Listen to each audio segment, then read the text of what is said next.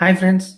ఈరోజు ఒక చిన్న టాపిక్తో మీ ముందుకు వచ్చిన ఫ్రెండ్స్. అదేంటంటే ఒత్తిడి, స్ట్రెస్ అనేది ఎందుకు వస్తుంది, అది ఎలా తగ్గించుకోవాలి అనే విషయాలు ఈ యొక్క టాపిక్లో తెలుసుకుంటాం ఫ్రెండ్స్. వీడియో అయితే చివరి వరకు చూడండి ఫ్రెండ్స్, మధ్యలో స్కిప్ చేయకండి. ఫ్రెండ్స్, ఒత్తిడి చాలామందికి తీవ్రమైన సమస్యగా మారుతుంది ఫ్రెండ్స్.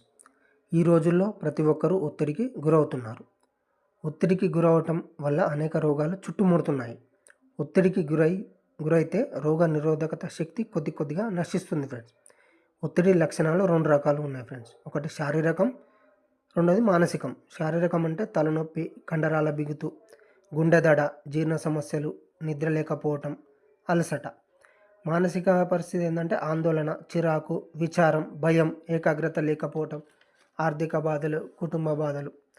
ఈ ఒత్తిడి నివారణ చర్యలు చూద్దాం ఫ్రెండ్స్. సాధారణంగా 1 లేదా 2 రోజులు ఒత్తిడి ఉంటే పెద్దగా ప్రభావం ఏముండదు ఫ్రెండ్స్.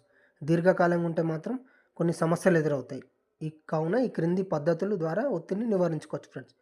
ఫస్ట్ ఏంటంటే, ప్రస్తుతం చాలామంది ఒత్తిడి కారణంగా సరిగ్గా నిద్రపోవటం లేదు ఫ్రెండ్స్. ఒత్తిడిని అధిగమించడానికి తగినంత అంటే కనీసం 7 నుంచి 8 గంటలు తప్పకుండా నిద్రపోవాలి ఫ్రెండ్స్. ఆరోగ్యకరమైన సమతుల్య పోషకాలు కలిగిన ఆహారాలను ప్రతిరోజు సరైన సమయానికి తీసుకోవాలి ఫ్రెండ్స్. ఈ కెఫిన్, నికోటిన్ మరియు మాదక ద్రవ్యాలకు దూరంగా ఉండాలి ఫ్రెండ్స్. పడుకునే ముందు మధురమైన సంగీతం, మంచి మ్యూజిక్ వినాలి ఫ్రెండ్స్.